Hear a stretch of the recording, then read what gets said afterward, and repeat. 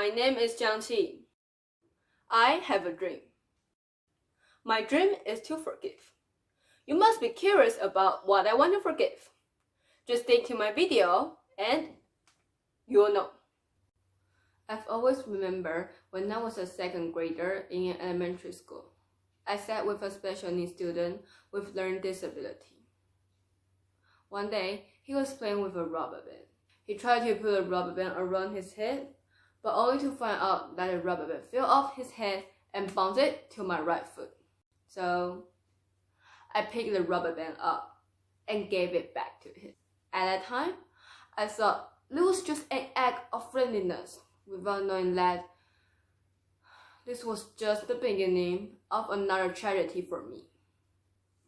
Later on, the next day, his parents and some special education teachers came to our classroom trying to interrogate me. Without listening to my explanation or account of what had happened, they possibly thought I was asking my classmate to do incorrect things. After an hour later, the teacher sent me back to class with tears on my face. To them, it seems like nothing had happened, but it means a lot to me. I never believed in teachers. I never put a smile on my face anymore. After the incident, I still went to school as usual, but I was hurt deeply because of the false accusation. I looked at my teacher at school differently. This became worse when I grew up.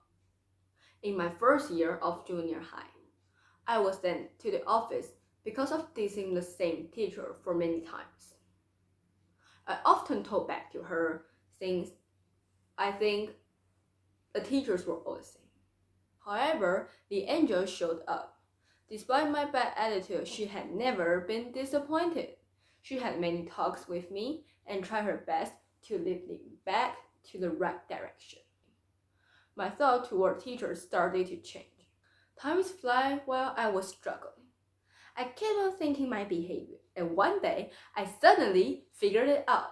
I have lots of anger when facing teachers because of my own unpleasant experience in the elementary school. Because of this, I had a misunderstanding that teachers always found fault with students. But now, I know I was wrong.